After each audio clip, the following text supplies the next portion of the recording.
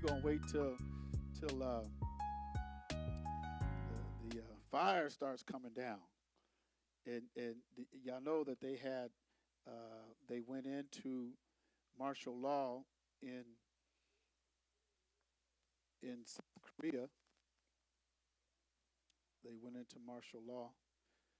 So so I don't know. You know what you they it only lasted what 6 hours maybe, but or longer.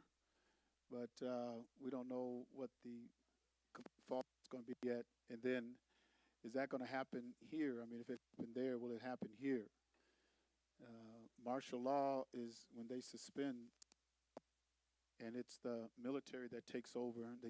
You're usually sheltered in your home, and they take control of the streets and all of the markets and everything. And so that would be devastating in this country if there was martial law um, given unto us by our president. But there's a lot of things going on around the world as we're all witnesses, and it's getting close to the time where we're seeing prophecy fulfilled already.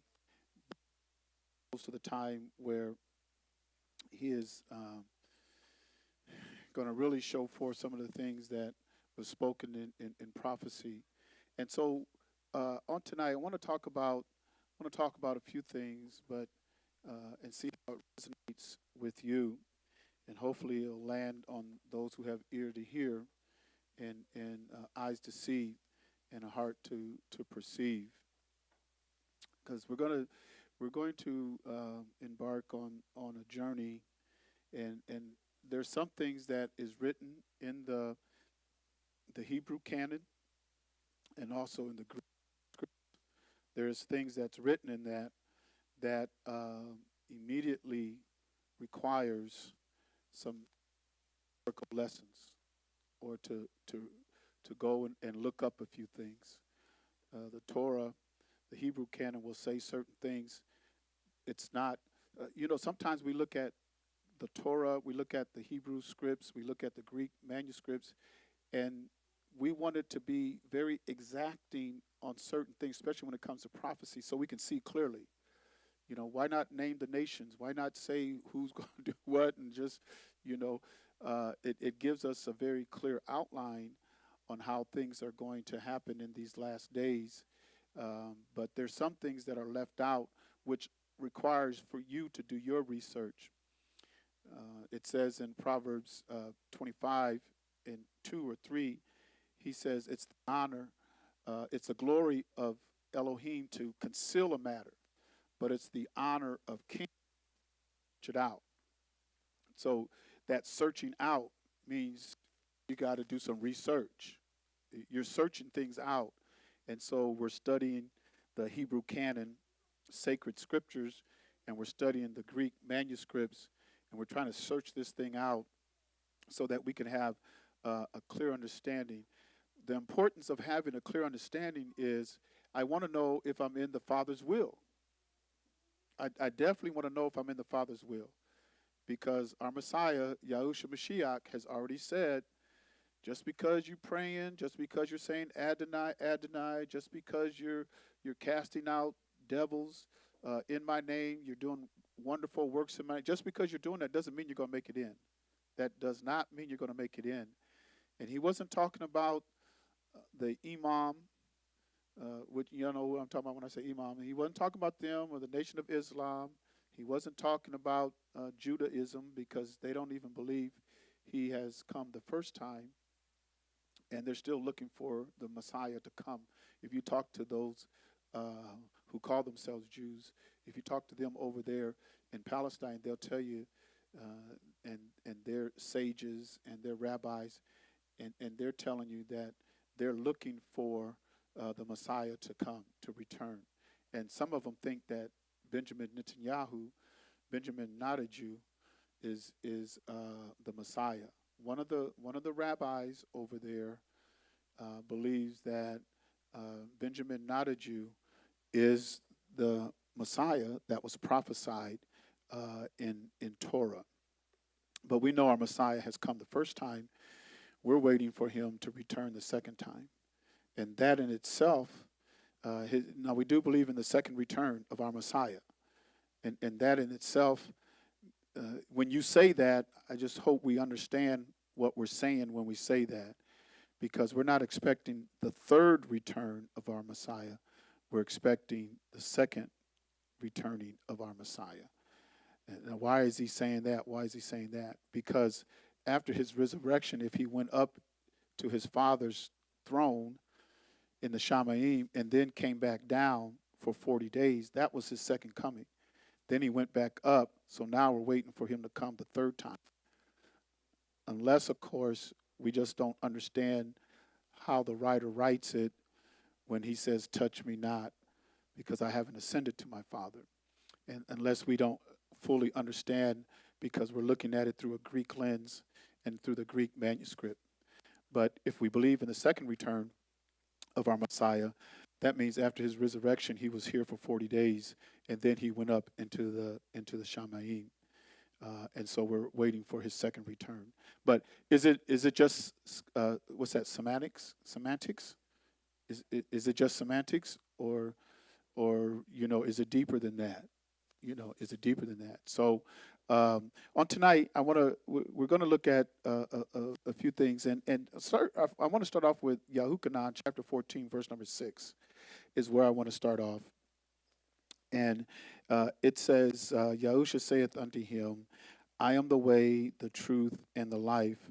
No man cometh unto the Father, no man cometh unto the Abba, but by me. If ye had known me, ye should have known my Abba also, and from henceforth ye know him and have seen him. And many things that Yahusha said has been studied down through the years.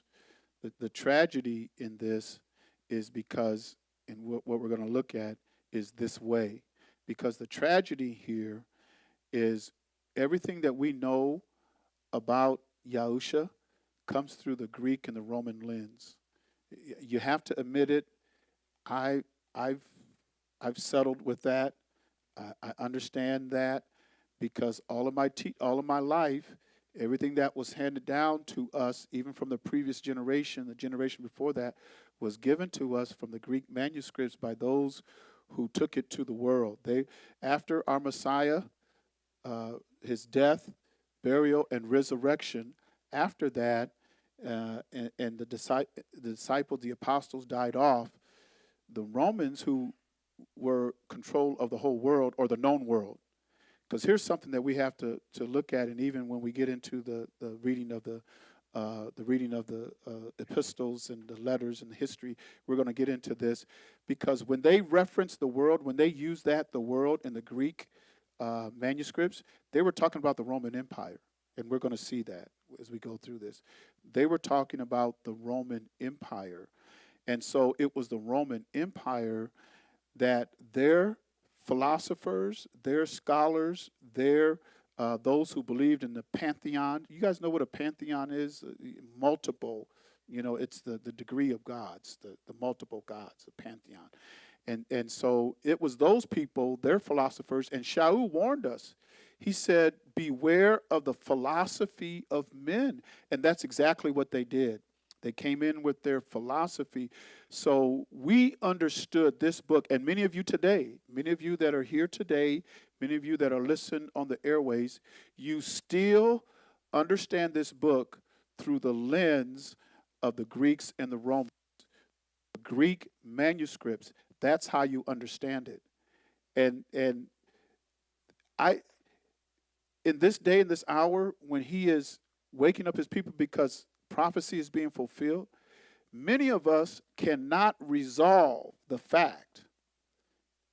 We can't settle the fact that what we've known all of our life, it's not all truth. We know some truth, but it's not all truth. But many of us can't accept that. We can't accept the fact that, hey, we just weren't told the whole truth. And where we come from, our former, that was one thing he stood on. a half-truth is a whole lie. He said that over and over and over again. And I think Bishop Reed even said that. A half-truth is a whole lie. So if you're not telling me the full truth and you bring in things and you amalgamate it and you bring in your pantheon of deities and you bring in your philosophy of religion and you mix that with the Hebrew Israelite Messiah, then you have syncretism, or what you have is a religion that's not rooted in the Torah. It's not rooted in the Hebrew canon. It's not rooted in there. It's rooted more in a foreign empire or foreign, they called it in that day, they called it the world, but it's given to us by their scholars, their philosophers. And I don't know if any of us read any of the what they call the post-apostolic fathers, if you read any of their literature and everything. But these were philosophers, and it's easy to get caught up in their words. They're wordsmiths. You've read it, Cote Wash, some of their writing. They're wordsmiths. I mean, they can talk around a thing and have you going in circles to where you don't know. I don't know what. I guess I believe it. I mean, you really don't know, and that's why in 2 Kepha chapter 3 and verse number 16. As also, and this is Kepha, and it's talking about Shaul, as also in all his epistles, speaking in them of these things, in which are some things hard to be understood, which they that are, listen, unlearned and unstable, they wrestle, as they do also the other scriptures. So they're taking Shaul's epistles, which are letters, and they're wrestling with it with the Hebrew canon. And it says here, they wrestle with it as they do the other scriptures unto their own destruction. Unto their own destruction. And I'm going to read the next verse, number 17, because we're going to look at this. This is going to come up later. Ye therefore, beloved, seeing ye know these things before, beware lest ye also, being led away with the air of the wicked, fall from your own steadfastness. Kepha is writing before his death, which he died before 70 A.D. He's writing and he's telling you, don't move off of your steadfastness. So we have to look at what was they being steadfast in that day. Yeah, we're gonna see that. What they were steadfast in that day. Because see, some people want to use this steadfastness and make it a modern application. I remember when women didn't do nothing to their hair. They just let it fly. And I remember the stockings and the wool stockings. And I remember the plain facedness. And we get back into all this stuff and we think that's steadfast. That's steadfast. I remember we would go to church 7 days a week. I remember, and there's nothing wrong with the prayer meetings because we need more prayer meetings. But we look at steadfastness and we like to go back into what we call old school. You know what I mean when I say old school? And we look at that as being steadfast. But what Kepha was talking about was steadfastness in that day. So what you need to look at is your steadfastness. Does it match the steadfastness that they were talking about at that time? Or are we into a more modern day steadfastness? Because one thing that is going to be very clear in the coming months and days is religions are going to crash and burn.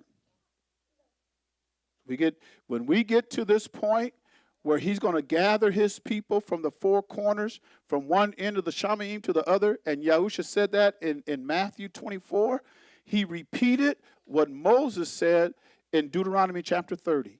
He repeated that, and he said he's going to take them from one end of the Shamaim to the other, from the four corners of the earth, and he's going to gather his people together. When we see that happen, all of these world religions are going to crash and burn. Crash and burn. And many of us, and I'm not talking about in the room now, but I'm saying many of us, I'm speaking, I guess nationally, whatever. Many of us are going to crash and burn with those religions. With many of us. How do you know? How can you say that? Because it was prophesied in Isaiah, and we read that on the Shabbat, Isaiah chapter 10, where he says, even though Yasharel be as the sand by the seashore, he says a remnant of them will return. Only a remnant's going to return. So that's why a lot of them are going to crash. And for us, we cannot conceive that. We can't conceive it. Because that means, man, a lot of people are going to be lost. Yahusha said that in this last day, that old adversary, he says, if possible, he would deceive what? The very elect, if possible. Talking about them last days, and we in the last days. We in the last day. He says, if possible, he's going to deceive the very elect. Which lets you know there's such one thing we don't fully grasp is the element of time in the Hebrew canon, sacred scriptures, and the Greek manuscript. We don't the full concept of time is not there a lot of times.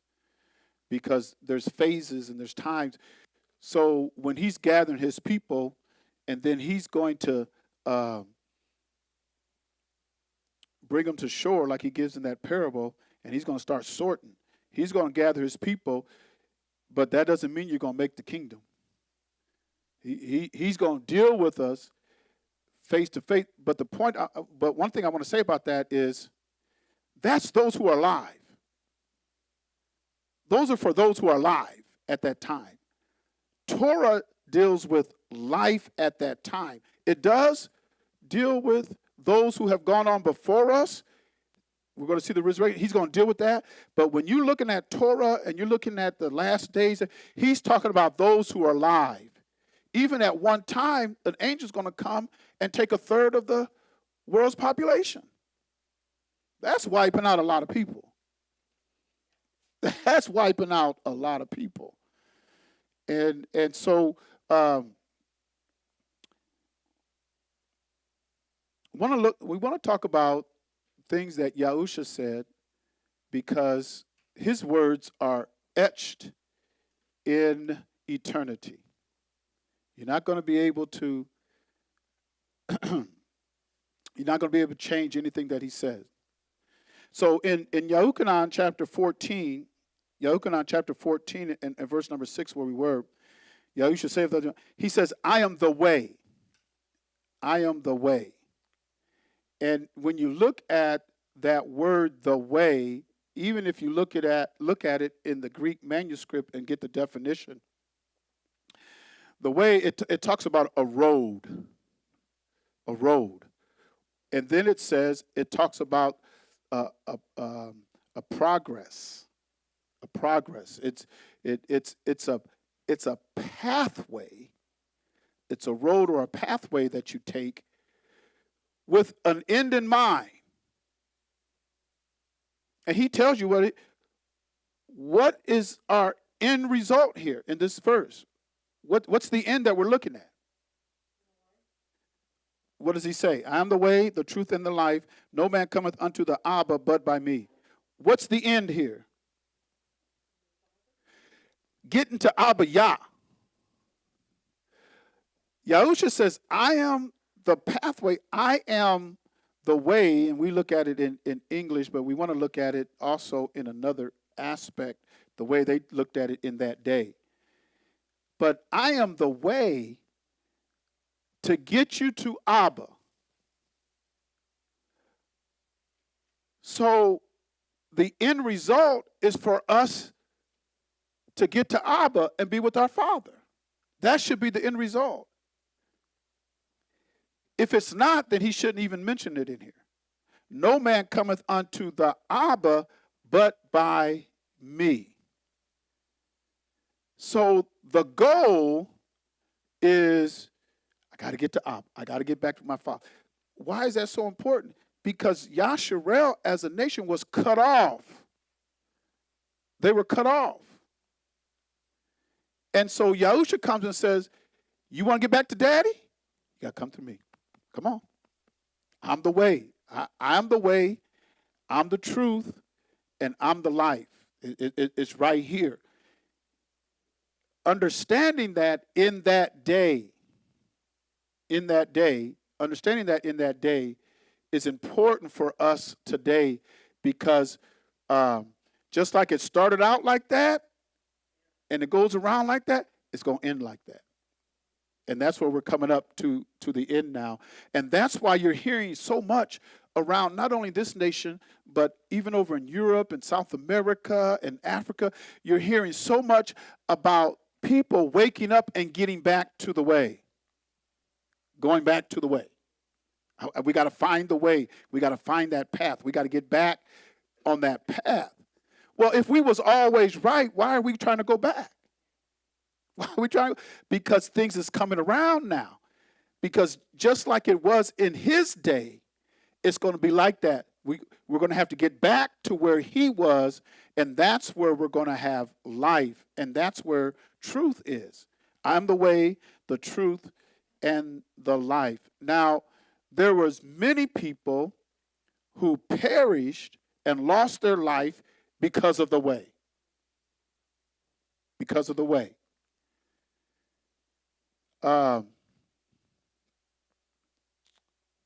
Let's start out, because I want to show you Shaul. He's a good example, Shaul. And so I want to go to Acts chapter 24, and I'm just going to start off at verse 1, and I'm going to read down. We're going to read down in this text, because it's hard to pull out one verse. I can pull out one or two verses, but I want you to get the context of everything. Is that good? We want to get the context of everything, right?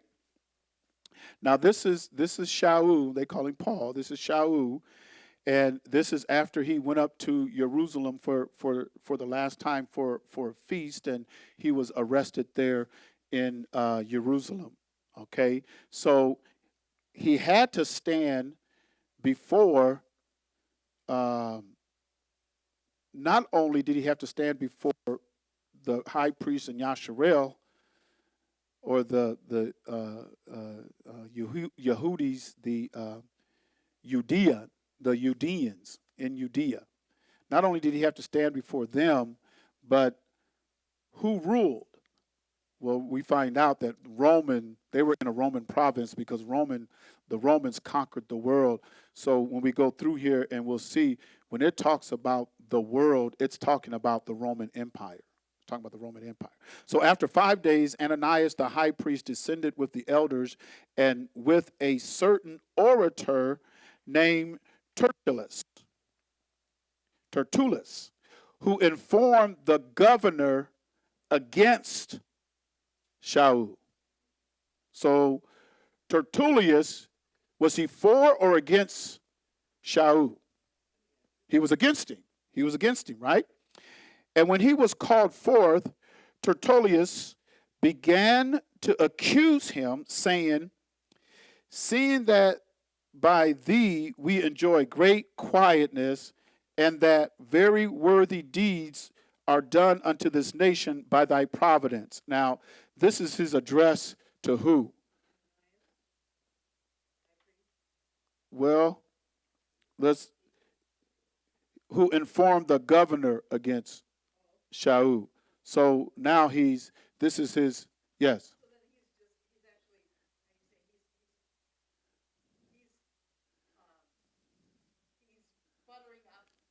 Yeah, he's speaking very well of him. I mean, we're in the company because he represents who? He represents Rome. He represents the empire. He, uh, you're talking about somebody that, they, if the empire could do whatever they want. so, so yeah, he's kind of buttering up. This is his address. Seeing that by thee we enjoy great quietness, and that very worthy deeds are done unto this nation by thy providence. We accept always and in all places, most noble Felix, with all thankfulness, notwithstanding that I be not further tedious unto thee, I pray thee that thou wouldest hear us of thy clemency a few words. So here he goes. Listen to what he says. For we have found this man a pestilent fellow, a mover of sedition among all the Yahudim throughout the world. Talking about the Roman Empire throughout the world, because they called the whole world, it was the Roman Empire. Listen to this. And a ringleader of the sect of the Nazarenes. Listen to that. They're telling you that Shaul was a ringleader of the sect of the Nazarenes. Now, in order to really grasp this, you have to understand who the Nazarenes were. What was their notoriety in that day? Remember in Yahuchanan, the first chapter, when, who was it, Nathaniel or something, and he says, can there be any good thing come out of what? Nazareth? Because Nazareth had a reputation.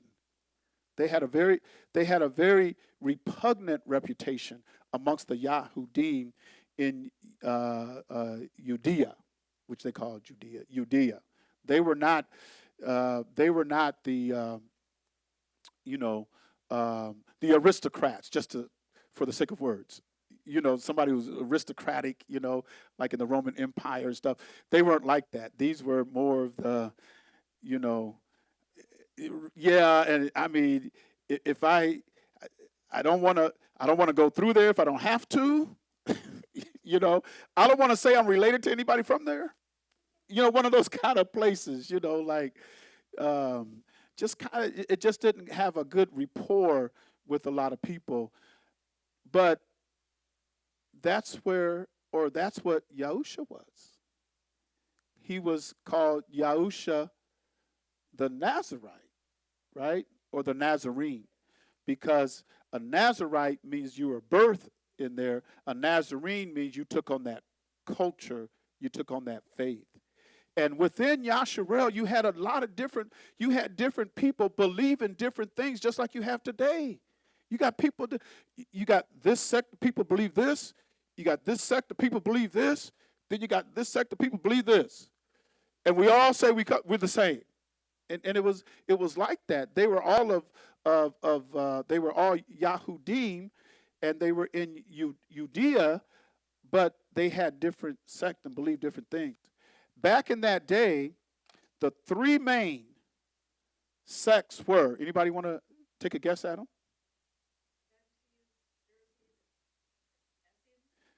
And that's who we're talking about here when you say Nazarenes. This is where the Essenes came out of, and the Ebionites. The Ebionites and the Essenes came out of the Nazarenes. So, yeah, those were the three main ones. Those were the three main sects.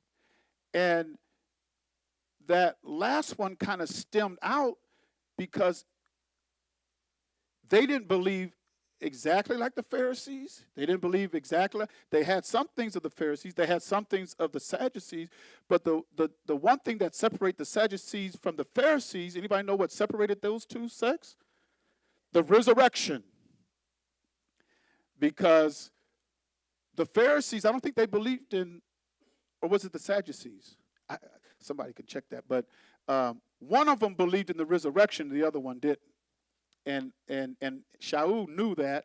And so at one time when he was before the people, he even talked about, since he was a Pharisee, I'd have to think that, I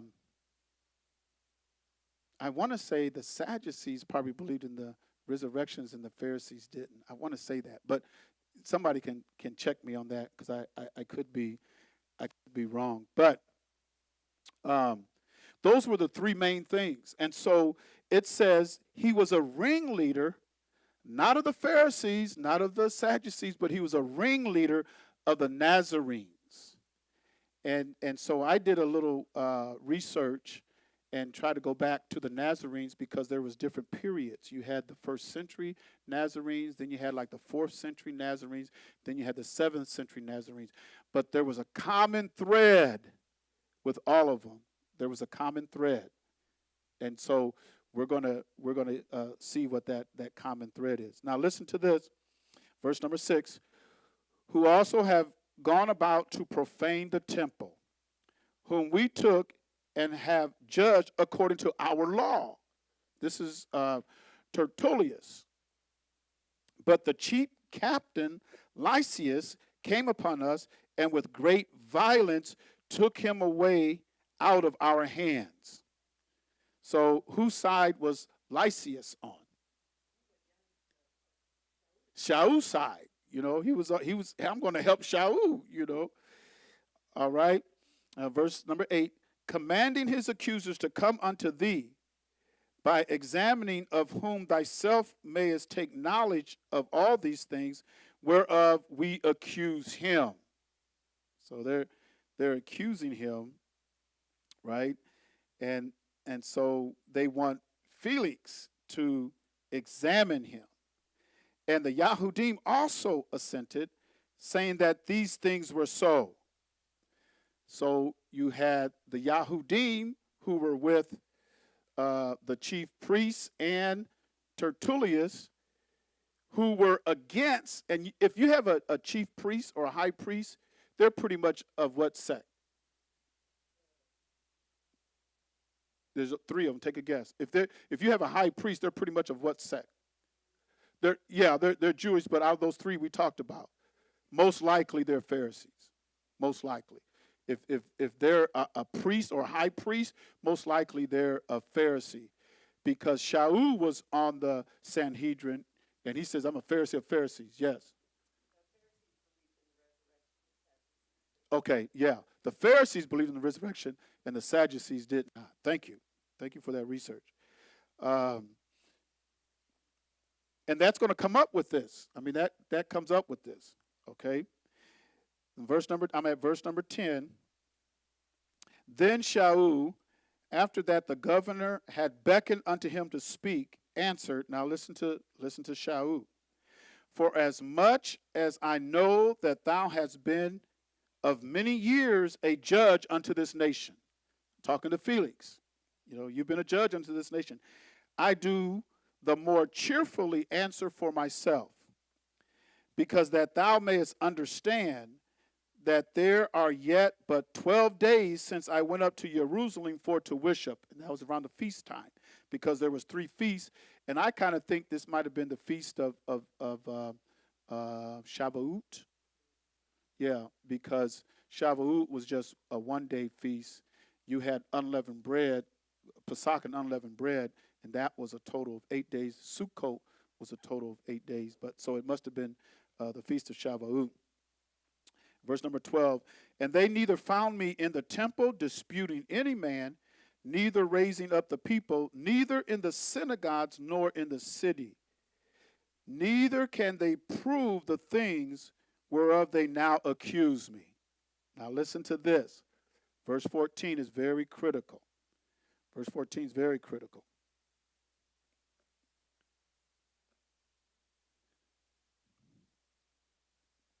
But this I confess unto thee, that after the way which they call heresy, so worship I the Elohim of my fathers, listen, believing all things which are written in the law and in the prophets.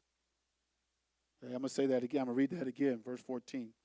But this I confess unto thee, that after the way which they call heresy. This is the same way that Yahusha was talking about in Yahuchanan 14:16. That after the way which they call heresy. So what did they call that way? What is that? Because this is what they call people today. Because I was called a heretic. Because if you walk in that way and you keep that way, they think you're a heretic. It's an age-old thing back in that day, in the first century.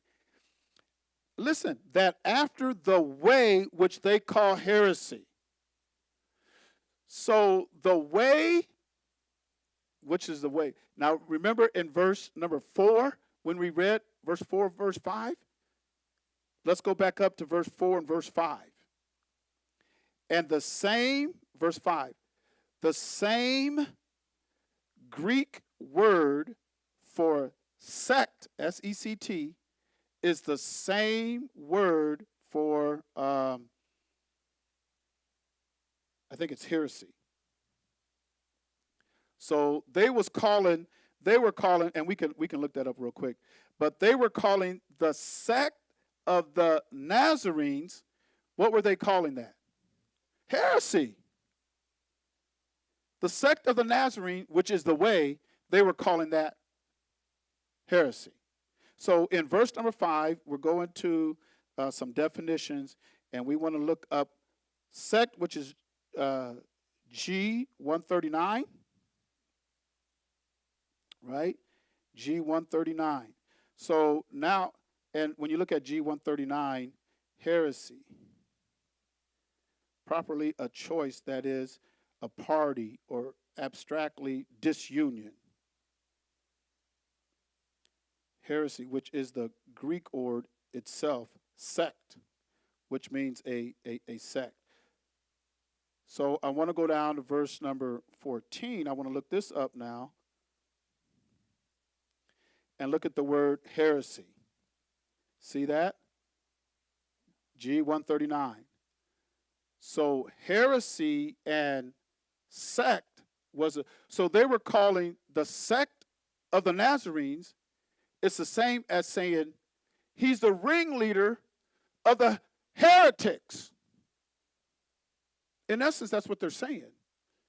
When it says sect, S-E-C-T, sect of the Nazarenes, and then they say heresy, as we see in verse number 14, they're calling the way of the Nazarenes, they're calling it heresy. They're calling it heresy. So what was the way of the Nazarene? What was the way of the Nazarene? Now, because listen to what Paul says in verse number 14. But this I confess unto thee, that after the way, which they call heresy, the sect of the Nazarene. Notice now, do you see how I make that correlation? The way, or the sect of the Nazarenes, and I combine it with the way. It's the same as saying the way. Because that's what Shaul says, right? That after the way, which they call the way heresy.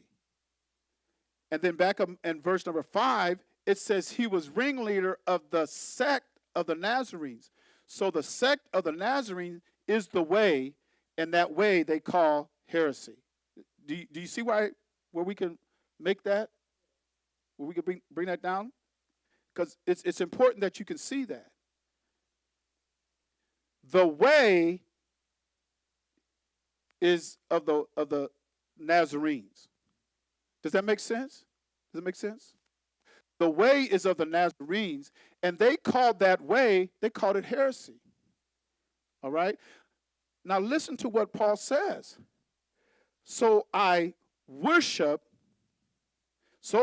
I the Elohim of my fathers. So he's telling you what the way of, the sect of the Nazarene, he's telling you right here. So worship I the Elohim of my fathers. So how did he worship the Elohim of his fathers? It's right there. If you worship the way of, like Shaul did, so worship I the Elohim of my fathers, believing all things which are written in the law and in the prophets. So the sect of the Nazarenes, or the way, is worshiping Yahuwah by believing everything written in the law and the prophets. That's when you know that you're in the way. Like Yahusha says, I'm the way. Now, if Yahusha says, I am the way, and the way is worshiping Abba Yah by believing all things in the law and the prophets, and Yahusha said that is the way, how do we bring all of this? How do you bring Yahusha Mashiach into this equation where he says, I'm the way? How do I bring Yahusha Mashiach into this equation where he says, I am the way, and I know that the way is worshiping Yahuwah by believing everything that's written in the law and the prophets? That's how. But how do I get Yahusha in there? Because by the law and the prophets, he was a perfect example. He fulfilled it. He fulfilled it. So if I say I want to walk in that way, then I have to worship Abba Yahweh by believing everything that's written in the law and the prophets. But you know something else? Let's look at this. Hebrews 10, chapter 7. Then said I, Lo, I come in what? In the volume of the book it is written of me. No Greek manuscript was written. When he says, Lo, I come in the volume of the book it is written of me, all we have is the law and the prophets. That's all we got. We don't have Greek manuscripts. That's why our whole understanding of what we call, quote unquote, salvation is given to us through the Greek lens, through Greek philosophers, through Rome. That's how we understand salvation and going to heaven and everything. It's through their philosophy. It's not written in Torah. It's not written in Torah. Then said I, Lo, I come in the volume of the book, it is written of me to do thy will, O Elohim. Now, that verse was not originated in the letter to the Hebrews. You know that, right? So you go to Psalms chapter 40 and verse number 7. And this was a psalm. Then said I, Lo, I come. In the volume of the book it is written of me. What is written in the law and the prophets, and that's why Shaul says, I believe it all. Wasn't that his testimony to Felix? If he's lying, then why do we put so much stock in his epistles if Shaul stood there and lied to Felix?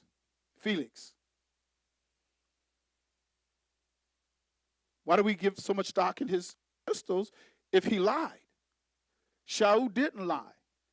He didn't lie because when you look at the sect of the Nazarenes and you study the Essenes and the Ebionites, these were people that believed in Yahushua Mashiach. They believed in Yahusha as the anointed one. He is the anointed one. They believed him as the anointed one. He was the son of Elohim. He died and he rose from the dead. They believed in the resurrection. We still got some more stuff to read. Believed in the resurrection, and they believed in keeping Torah. So if anybody say, well, what are you? I'm an Israelite of the way. I'm not a Roman Christian. I'm an Israelite of the way. Because I believe Yahusha is the anointed one. He died for our reparations, for us to be repaired unto Abba Yah. He died for us, but he didn't stay in the grave. He rose again. And by believing in that, you don't forsake Torah. You don't forsake Torah. Okay, I want to get back to Acts. We were at 24, verse number 14.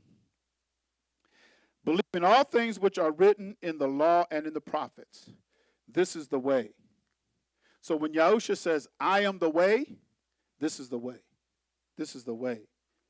Because they called the way heresy. That after the way, which they call heresy, so worship I, Elohim of my Abbas, my fathers, believe in all things which are written in the law and in the prophets. Now verse number 15.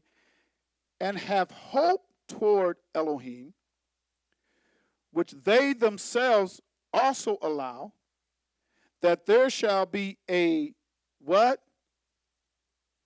Resurrection of the dead. Both of the just and the unjust. That puts you in the way. You believe in the resurrection?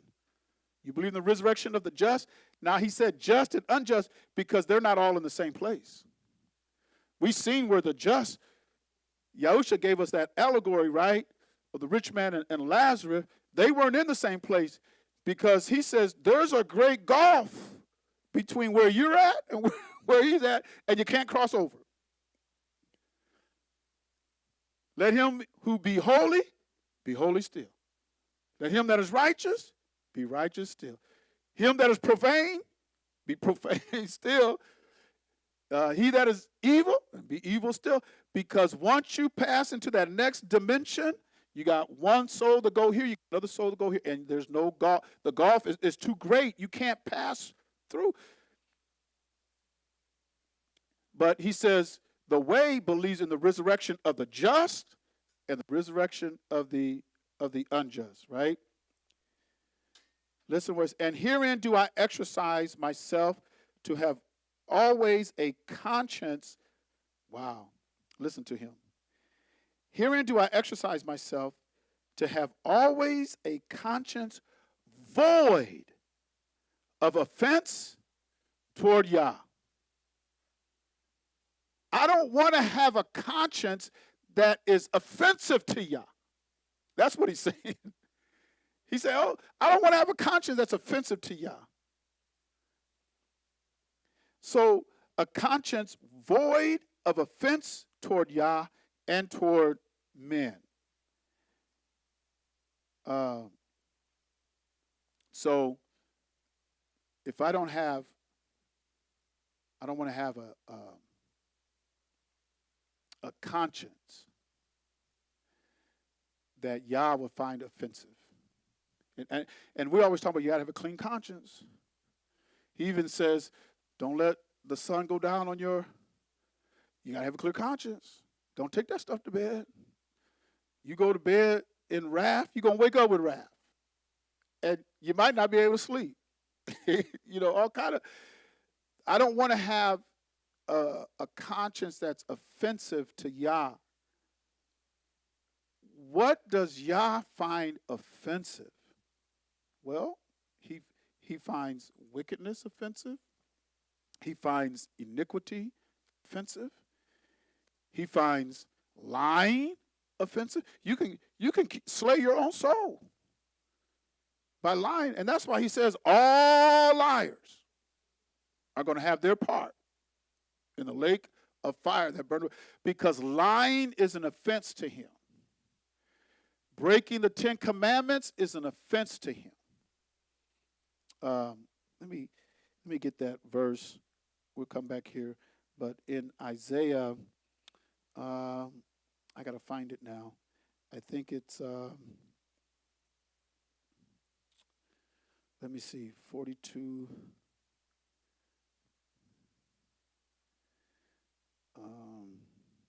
No, that's not it.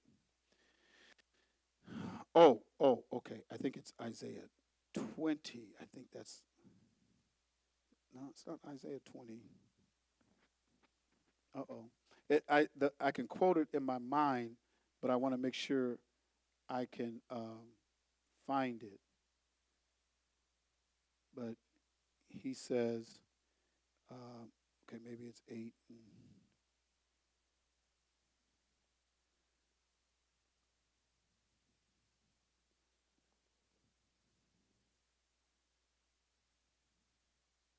There, maybe somebody can help me find this. It says that it's time to make good, because his law is honorable. His law is honorable. It's in Isaiah. I just can't pull it up right now, but it was going through my my mind. He has magnified his law and made it honorable. That's the verse that I want. I can quote in my mind. I just can't. It's in Isaiah, though. He has magnified his law and made it honorable. Is it 42:21? Oh, I was at 42:14, wasn't I? Yeah, that's it. That's it. So I was in 42. I was at 42. 40. Okay, yeah, that's the one. Yahuwah is well pleased for his righteousness' sake. He will magnify the law and make it honorable. So if this is how he feels about his law, and like Shaul says, I don't want to have a conscience that's offensive unto him. Anybody that spits on his law and downgrades his law and talks about his law, that's offensive to him. He looked at his law. Everything that Yah says when he spoke from the Shamaim, those are oracles. Those are oracles. They heard the voice of Yahuwah. And those words that they heard were oracles. And then you're going to say, I don't need no oracles. That's offensive to him. That's what Shaul says. Hey, I don't want to have an offense against Yah. I don't want him to look at me and think that I'm offensive. I don't want that. Because Yahuwah is well pleased for his righteousness' sake, he will magnify the law and make it honorable. So just because, but this is a people robbed and spoiled. They are all of them snared in holes, and they are hid in prison houses.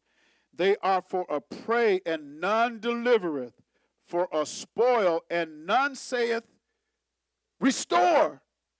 Let's restore that. It's honorable. Let's restore that. Nobody says it. Well, there are few, because it's only a few that finds it. But you have a few that are saying, hey, no, let's restore it. Let's go back. We're going back to Torah, because I know that if I've got Torah, if you got Torah, you got Yahusha. If you got Torah, you got Yahusha. How can I say that? Because he says, for lo, I come in the volume of the book. what's a volume? If you were going to define a volume, a lot of times, like we got, um, huh?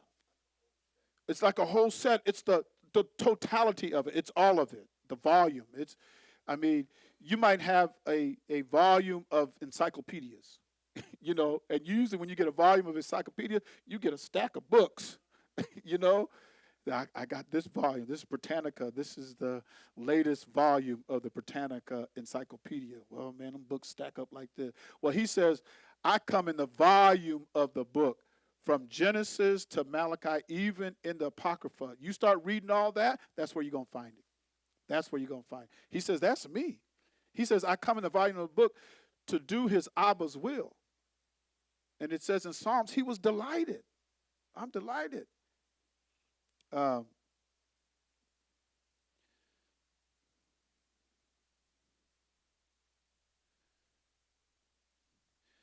at verse number 24. Who gave Jacob for a spoil and Yasharel to the robbers? Because Yasharel been robbed. Most of Yasharel, y'all been robbed and don't know it. Isn't that something? To be robbed and don't know it? And you living sumptuously, chest stuck out, you just happy as broad daylight. And that's wow. That's when you really know you're deceived. Did not Yahuwah, he against whom we have sinned? For they would not walk in his ways, neither were they obedient unto his law. So he gave them up. He gave them up. And that's why we thank Abba Yahuwah for Yahusha. Because if it had not been for Yahusha coming, this was our fate. We're lost. We're lost. And I know some people talking about I'm just going to keep the law. No. Yahusha came to restore us. Nobody said to restore. He came to restore us. He came to restore us because we were cut off. He says, I gave y'all up because y'all sinned against me. I gave y'all up. You wouldn't be obedient unto me. I gave you up. And he gave, do you know, because it says in several prophets, he riseth early, talking about the prophets, rose early every day, trying to tell the people, come on back to Yah. Come on, repent, be restored. Rising early, trying to tell the people. And would they listen? No, they would not. Would not listen. And when he says that, and it's in the prophecy, when he says that, that spans hundreds of years. I mean, you're talking about a lot of generations because we don't live that long. So you're talking about generation after generation, because a lot of us think that if this is true, why didn't it happen generations ago? Why are we just now getting it now? And usually when you start teaching like this, they think you got a new thing. No, I ain't got a new thing. I'm going back. Going back to the old paths. That's where we're going. We're going back because that's where Yahusha is. Yahusha says, I'm that way. I am that way. Yes.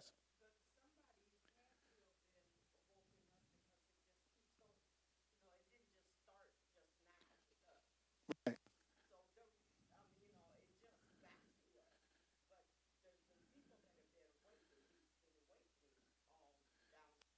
Yeah, he said he's never left himself without a witness. He's never left himself without a witness. So there's always been a.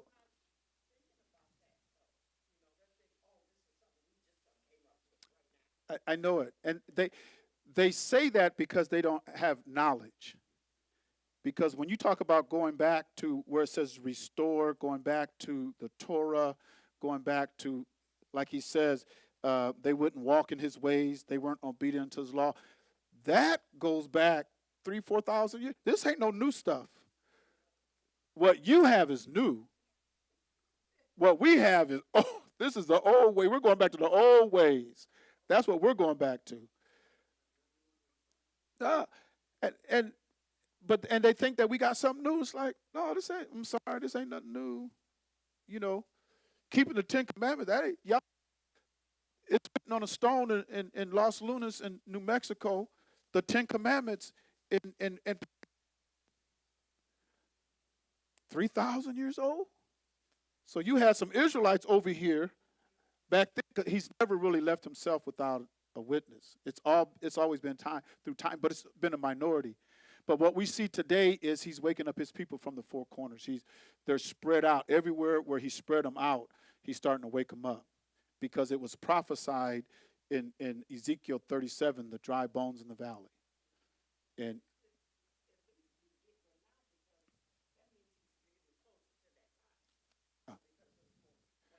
there's more people waking up, and then we see what's going on around the world. Because see, the Torah is a time clock.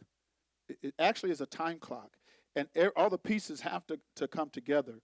And when we see the rise of these nations, and I see things happening now that's spoken of in Revelation 17.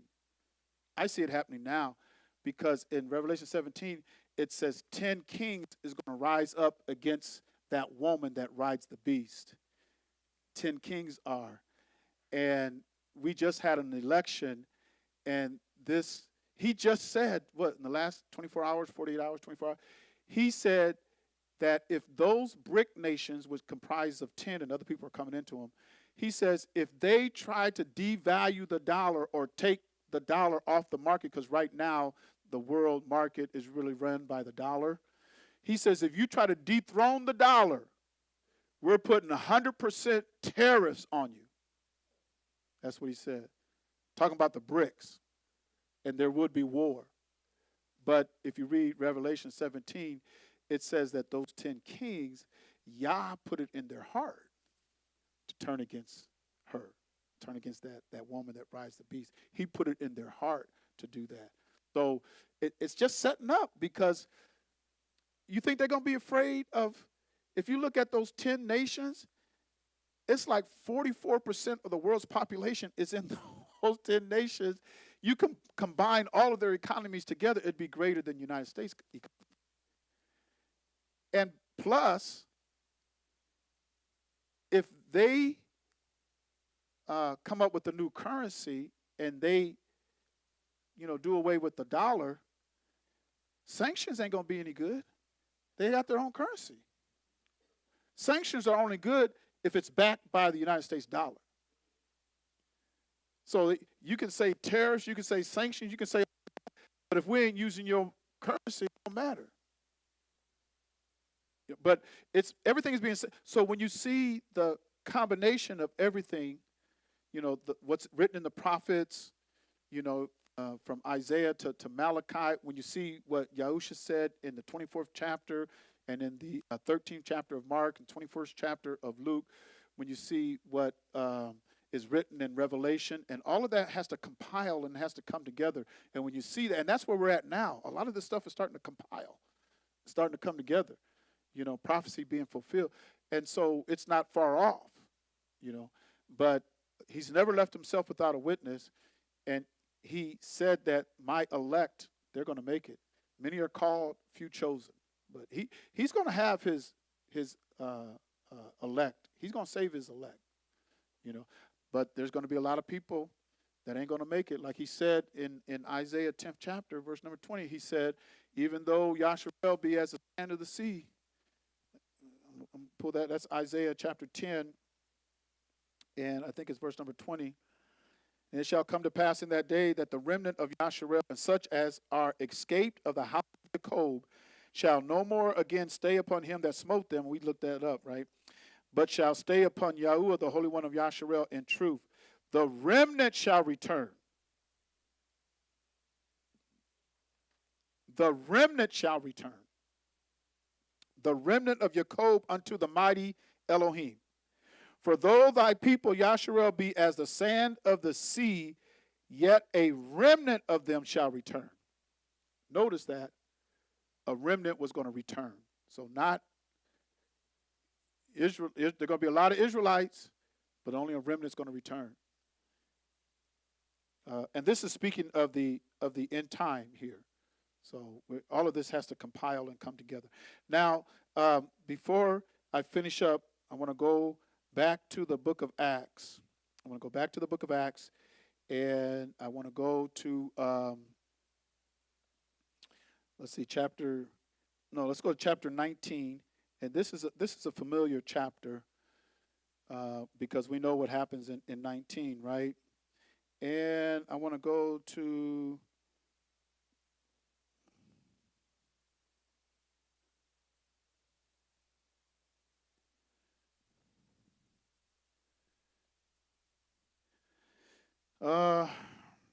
let's start at verse number 4. Then said Shaul, Yahuchanan verily baptized with the baptism of repentance, saying unto the people that they should believe on him which should come after him, that is, on Mashiach Yahusha. When they heard this, they were baptized in the name of Adonai Yahusha. And when Shaul had laid his hands upon them, the Ruach HaKodesh came on them, the Holy Ghost came on them, and they spake with tongues and prophesied. Verse number 7, and all the men were about 12. Verse number 8, and he went into the synagogue and spake boldly by the space of 3 months. Listen to him now. By the space of 3 months, disputing and persuading the things concerning the kingdom of Elohim, the kingdom of Yah. But, verse number 9 is the key. But, when divers were hardened, so they first received it, right? But then what happened? They hardened themselves, right? And believed not. When divers were hardened and believed not, but spake evil of that way.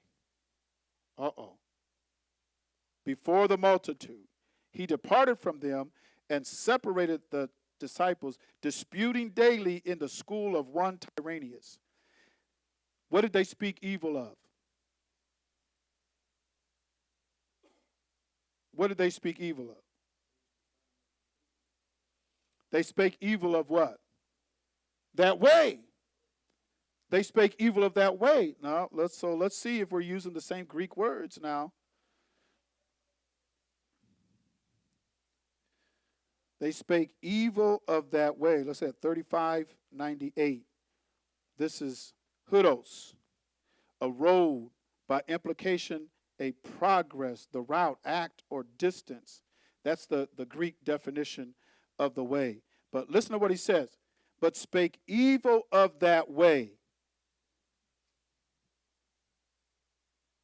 Is this the sect of the Nazarenes? Is this the way that Yahusha had spoke about? Is this the way when, remember in his defense to Felix, he says, that which they call the way, or the way which they call heresy. Yeah, right? So you had here, they started off believing, but they were hardened, and they believed not, but spake evil of that way. And then we're going to get into some of Shaul's own testimony, because he even said that he was against that way. He was against that way. So in let's go to Acts chapter 9. Acts chapter 9 and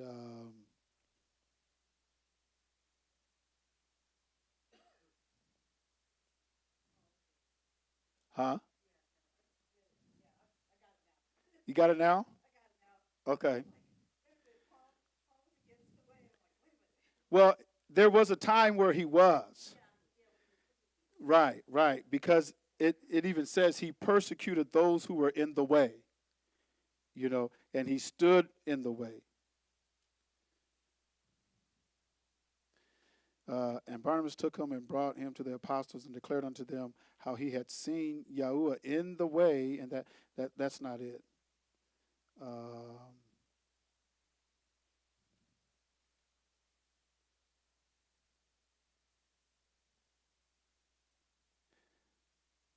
I want to get to where he has his own testimony, because at first he was against the way.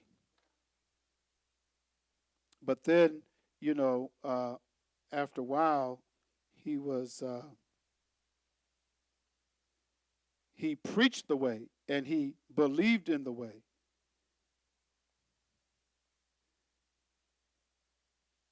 Okay,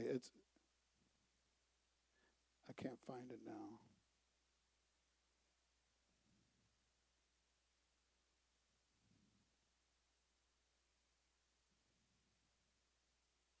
I thought it was in the 9th chapter here.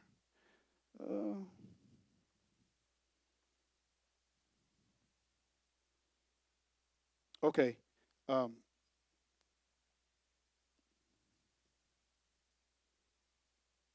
so I'm going back to Acts 24 and 14. And then if there's any questions, um,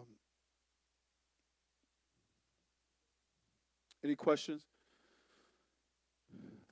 So when Yahusha says, I am the way, he was speaking of the way of the Nazarenes. I'll probably bring out, I might be able to pull it up here. Let's see. This is the Nazarene sect. Now, this, when you look at the Nazarene sect, and I'm not going to get into a lot of this tonight, but when you look at this, when I'm reading this and I'm studying this, I keep in mind that the ones who are writing this and talking about this are not Israelites. These are Greek philosophers. These are people who took the kingdom by force. Remember when Yahusha says the kingdom suffereth violence, and the violent will take it by force. And that's what they did. They took it by force. And so when I read this, I read it with the lens and an understanding that these are the ones that have forcibly taken it, and so now they're putting it in their words. And so I have to read it with that mindset. But it does talk about the Nazarenes. And I want to show you one thing as I was reading down through here, and it talks about, because you have the Ebionites who were like the Nazarenes. You have the Essenes who were like the Nazarenes. And then it talks about the difference between those who, you got Constantine's Creed in here. So here, the beliefs of the Nazarene sect or sects are described through various church fathers and heresiologists. So that's what I mean when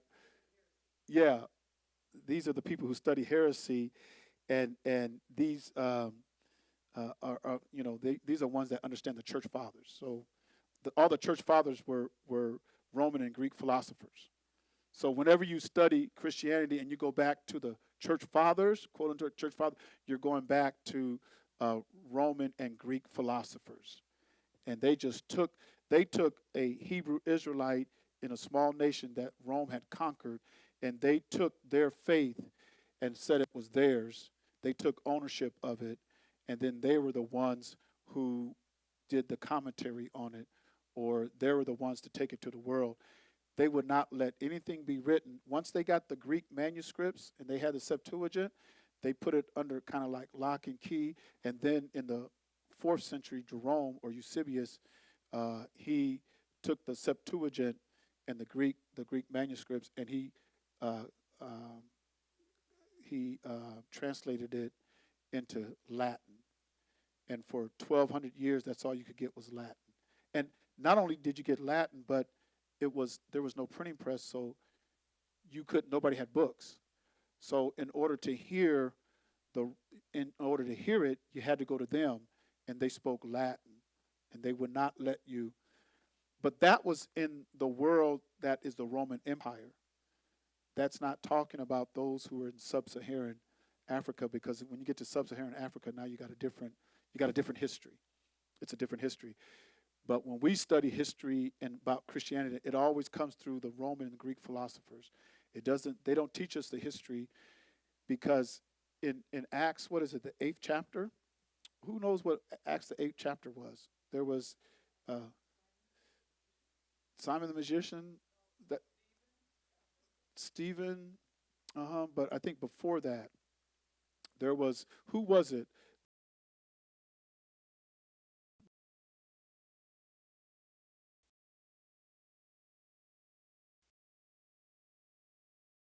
There was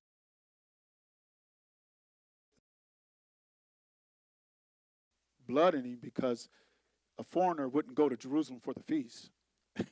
So it was mandatory 3 times out of the year. The men are supposed to go to Jerusalem, keep the feast.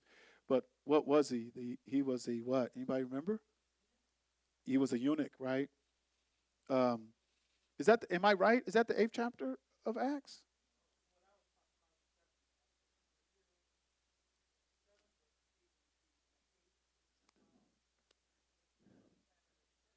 Yeah, that's it. So he was going to Jerusalem, and that's when Philip met him. He was an Ethiopian eunuch. And it says that this Ethiopian eunuch, after he received the Ruach HaKodesh, he went back to Ethiopia. The oldest, what we call church, the oldest church in the world is in Ethiopia. It's not in Rome. It's not. And so we say church because they didn't call it a synagogue, but it was a meeting place where they would go and they would study. And he is credited as the one that started that work there, was that Ethiopian eunuch that went to Jerusalem and met Philip and was immersed in water, right? And it said he came out of water rejoicing, but he went back to Ethiopia. There's also books in Ethiopia that are old books, but it's hard to, it's, they said over in Ethiopia they have a, what we would call a Bible. That's what we would call it. But they have a book there that we call a Bible. It's the oldest one known to man. So it dates back to the 1st century. They still have the writings of the 1st century. And yes, the way. Was it, I don't know what it was called. I don't even know if they had, you know, it might have been the way, because it's actually written in the language that they spoke, you know. Yeah, because it's the way. It's the way. Because this is what they believed. They believed in the Messiah. Um, they do not cease to observe the old law or the Torah. This is the people of the way, or the Nazarenes. They believe the Messiah was born of a virgin, Mary, right? Adhering to the circumcision and the law of Moses. Okay? They disagree with Jews because they have come to faith in the Mashiach, but since they are still fettered by the law, circumcision, the Sabbath, and the rest, they are not in accord with the. See, that's Epiphanius, who is one of their scholars, or their Epiphanius. So anybody that kept the law was evil spoken of, just like it is today. They ridicule us and all that. Y'all want to keep the law? We ain't under no law. They did that back then. They did that back then. But the sect of the Nazarene, because Shaul was they called him, you're the ringleader of them folk. You was a Pharisee, but now you're a ringleader of them folks, because the Pharisees just believe in Torah. They believe in the resurrection, but they didn't accept the Messiah. They just didn't accept the Messiah. And you have people today, they don't accept the Messiah. Okay, use of Old and New. They use not only the New Testament, but the Old Testament as well as the Yahudim do. That's Epiphanius. Listen to, they have the gospel according to Matthew in its entirety in Hebrew. For it is clear that they still preserve this in the Hebrew alphabet as it was originally written. So a lot of times we go and we read Matthew and some of the other ones, and we have to go to the Greek definitions because the Hebrew definitions are slightly different than the Greek definitions. Yes. Well, yeah, I think Peter wrote in Hebrew. Kepha Yahukanan wrote in Hebrew because they were fishermen. They and Jacob, but the one who probably wrote in Greek was Shaul because he spoke perfectly good Greek, Koine Greek, and Hebrew.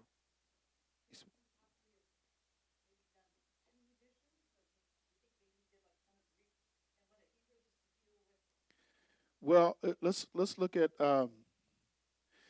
let's go to Acts chapter 22.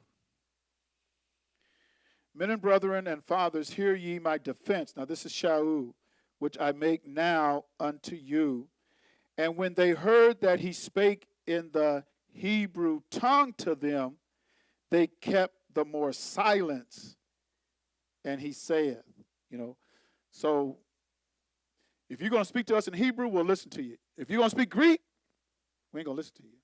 So, I mean, you had people that, and it's probably because they couldn't understand Greek. It's just like somebody come in here and start speaking. Now, I might pick up some words in Spanish, but, or if somebody starts speaking German, might pick up a few words here and there. And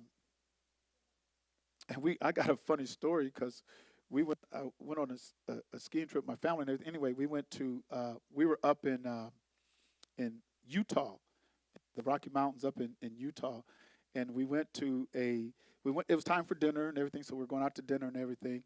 And so where we went was called Stein Eriksen Lodge. It had a lot of, because there's a lot of German flavor, German, what do you call that? Anyway, just a lot of German influence and everything. And so as we had to go up this drive, and it had signs going up to the drive, because in order to get into there, you had to go through an access door or like a garage or something that goes into an underground parking area where everybody parked. And then you went up to the restaurant. So we were out there, and there was 2 cars. And so we're sitting there because the sign was in German.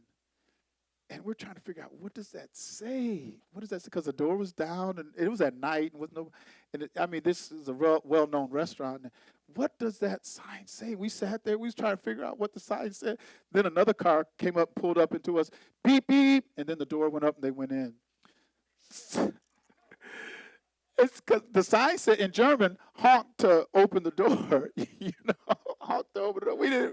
Nobody could speak German, So we sat there. We were just sitting there. Who can read that? What does anybody know? But now in our smartphones, you got translators. You can just take a picture. Oh, I know what it said. Just go right in. But yeah, we sat there for a while, and then the car pulls up, beep beep. Then the door goes up, and everything is the sign says honk to open. We didn't know. So they said, if you speak to us in Hebrew, we're going to listen. You start speaking Greek. If somebody came in here speaking Greek, Koine Greek, we wouldn't be able to understand them. I don't know what he's saying. You know what he's saying?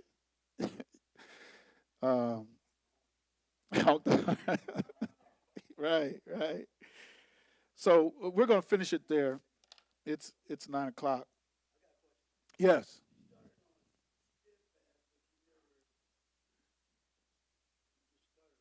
Okay. In 2 Kepha 3:17. So when he's talking about them, he says, "Ye therefore, beloved, seeing ye know these things before." What are they to know before? And let's go back to 15 first and get a good setting. Let's get some context here. "And account that the long suffering of our Adonai is salvation, even as our beloved brother Shaul also, according to the wisdom given unto him, hath written unto you, as also in all his epistles or letters, speaking in them of these things, in which are some things hard to be understood."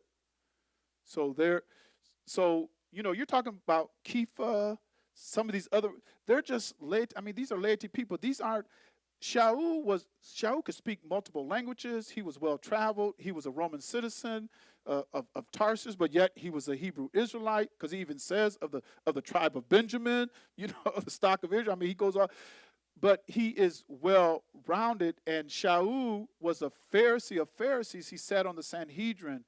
So when it comes to Shaul and Kepha, and what Kepha knew and what Shaul knew, I mean, Shaul knew the law, but Kepha walked with Yahusha. He's seen Torah.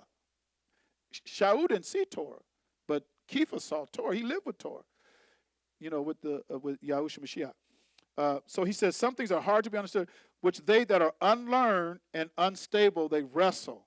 They unstable rest, as they do also the other scriptures, unto their own destruction. Okay? So he's kind of giving them a warning. People who are unlearned and unstable, if you don't know Torah, if you don't know Genesis to Malachi, and you don't know Torah, and you just pick up Shaul's letters and learn Shaul's letters, but then you try to go back to Torah and learn Torah, you can wrestle with that to your own destruction. To your own destruction. That's what he's saying here. They wrestle with it as also the other scriptures. So they're taking Shaul's writings and the old scriptures, and they're wrestling with it, because Shaul wrote some things like, man, where's he even coming from? Because a lot of people thought he denied the law, which he didn't, because he says, by this sect, that's what I do. I believe everything. Didn't we read that, his testimony? And if you see, after Felix, he was in jail for 2 years. After that, he went to Rome. That's where he died. So he was at the end of his missionary journey. He says his whole life believing everything that's written in the law and the prophets. I didn't forsake none of it. And then we can go to Acts 28, and we can see another testimony where he says, all my life I never broken, I kept all the customs of our fathers. And he says that in Acts 28. Anyway, I'm just trying to build that, because then, you see, so Kepha is saying, ye therefore, beloved, seeing ye know these things before, what he just said, beware lest ye also, being led away with the air of the wicked. How would they be led away with the air of the wicked? Because these people were taking Shaul's letters, but they were unlearned and unstable in Torah. And so when you don't know Torah and you try to take Shaul's writing, you're going to wrestle. It doesn't make, and that's what they want us to do. Start at Matthew. Start at Matthew? No, don't read Genesis. No, Genesis, Exodus, Leviticus, Numbers, Deuteronomy. Don't even have to read that. And that's Torah. Don't even read that. Just start at, there were some Bibles that had Psalms, Proverbs, and then the New Testament. So that's where you start. Well, then once it comes to you, and I want to get the Torah now, and that's what he's warning you. He's saying, unless you do what they did, because they could not see where Torah or the instructions, I can't mix that with Shaul's writings. And so what happened? They wrestled with it to their what? Own destruction. So he says, I'm warning you of this, beware lest ye also, being led away with the air of the wicked. The air of the wicked was trying to take Shaul's writings without Torah, because he says you're unlearned and you're unstable. So he says if you take his writing, because he says some of the stuff is hard to be understood. Man, the way Paul writes, and if you read Romans and just keep reading Romans and read Romans chapter 7 about 10 times in a row, and you'd be going, unless you know Torah. Because even Romans 7 and verse 1, he says, I'm talking to them who know the law. That's who I'm addressing. If you don't know the law, you're going to get the rest of this. So he says, beware lest ye also, being led away with the air of the wicked, what would you do? Fall from your own steadfastness. Because a lot of people read Shaul's letter and think that there is no law. Shaul lived under the law. He kept the law. But people will read his letters and say, well, there is no law. And so they don't feel like they have to keep the Sabbath. I don't have to keep the dietary laws. I don't have to keep anything.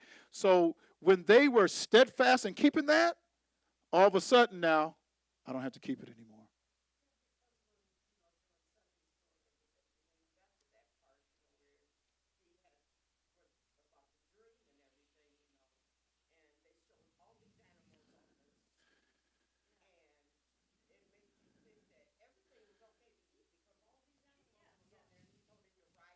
Mm-hmm.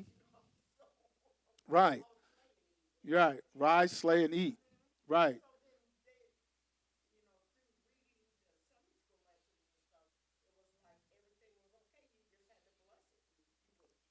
Right. Right. And and so that the understanding of that and the feeding of that and the interpretation of that came from Romans and Greek philosophers. They interpreted that, and we just picked up with. No, you can't tell me even the generations before us, and even two generations before. You can't tell me none of them stood there in the Bible, read the Bible, and got the revelation, and still did what they did. They were taught that. Taught that. The father of this country is capitalism. The mother is religion. And when you're born into this culture in this country, they teach you that. Yeah, the sheet came down. Peter seated, rise. Peter slay and eat. And what did Kepha tell? He said, I ain't never had that. I ain't eating nothing. I'm not eating no swine. All that up there is illegal. I ain't eating none of that. And he did it 3 times, and Kepha told him, I'm not eating. I'm not going to eat it.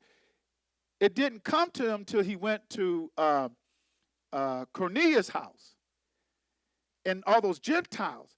And then he preached on them, and the Holy Ghost fell on them, and he didn't forbid what. Then he knew, I can't call them unclean now. That's what that vision was about. Clean and unclean. And he says, if Yahuwah cleans them Gentiles up, don't call them unclean. Don't call them unclean. That's the whole vision of it. Yahusha wasn't telling him to go against the law, but he had to use that because he knew Kepha wasn't going to eat anything. He knew that. Kepha wasn't going to eat. If you said it's unclean, Abba Yah, if you said it's unclean, it's unclean. So when he understood that, because the Yahudim weren't supposed to have anything to do with the Gentiles. They weren't supposed to have anything to do with the Gentiles. And especially worship together. Oh, no. That's why they got Shaul. You're bringing Gentiles in here. That was a big old thing with Shaul. And Shaul said, I'm the apostle to the Gentiles. He even told me, I think it's in chapter 22 or 26, he says, I'm going to send you to the Gentiles. That's what the Ruach told him. I'm going to send you to the Gentiles. So his ministry was to the Gentile, to gather out of the Gentiles a people unto Yahuwah. But a lot of the Yahudim had a problem with that. Because he says, y'all know we ain't got nothing to do with Gentiles. You know? But Kepha had that understanding. If Yah's going to save them, he's going to clean them up. I can't call them unclean. And see, people take that revelation and they apply it to dietary laws.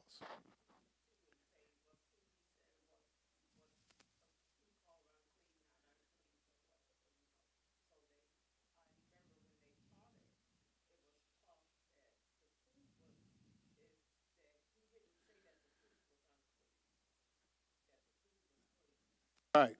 He just said the people, the Gentile. He was talking about the people, not the food. No, but he had to use that as an illustration to get to Kepha. Because they were adamant. Just like he said, I ain't never had nothing. I ain't eating that. He told Yahusha that. So he had to use that. And see, well, a lot of people would take that and they get tripped up and think there's no dietary law. So they use that to their own destruction. They'll use it to their own destruction, and they say you can eat anything, just bless it. That's a lie. You can't eat just anything. You know, he told his people what they're supposed to eat. And see, it was the Greeks love swine. They love swine. That's why in the Maccabean period, and they knew swine was an abomination in the temple. They knew that. And they knew how them Yahudim felt about swine. And so they took that swine and was going to put it on the altar and slay it on the altar. And them Yahudim says, not while we're living. And Judah Maccabee and his brothers, and they rose up and got an army. They took out the Greeks. That was a big battle. That's why we celebrate the Feast of Dedication. And with saying that, because we're going to finish up here, but we got the Feast of Dedication coming up on December 5th. It's our pre-Feast of Dedication. That's what it is. Because the Feast of Dedication, it just happens. It just so happens to fall on the 25th, 26th of the Greco-Roman calendar this year. It just so happens to fall. It doesn't normally fall on the same day, but it happened to fall on the same day this year. We're actually in the 9th month on the Hebrew calendar. We're in the 9th month. It's the 25th day of the 9th month, and it just happens to fall. And I think they probably they purposely, these people changed the calendars and everything. They purposely did that because the Feast of Dedication, I don't know. I was going to say predates a lot of that winter solstice and stuff, but they had the winter solstice. They had that before dedication, I think. That goes back a ways because they said Tammuz was born on the 25th of December. Yeah, that's in the Babylonian period. That goes way back. That goes way back. So, yeah. So we're going to have our pre feast of dedication on December 15th, and don't worry about bringing anything, you guys. Just come on. We're going to feast. The food will be catered in. We're going to have food here. We'll have some drinks. When I say drinks, we'll have sodas and waters and juices. Probably I don't drink soda, so you guys might want some sodas, but I'm just going to drink. I usually drink water. But we'll have beverages. We'll have our food catered in. We'll have some dessert, and also before that, on tomorrow I'll be taking some chicken and some other sides and stuff to Ak Gerard's mother's house. I'm going to take it over there, and the funeral service for Larry Gerard is 11 o'clock on Friday, 11 o'clock at Gaines Chapel, AME, right?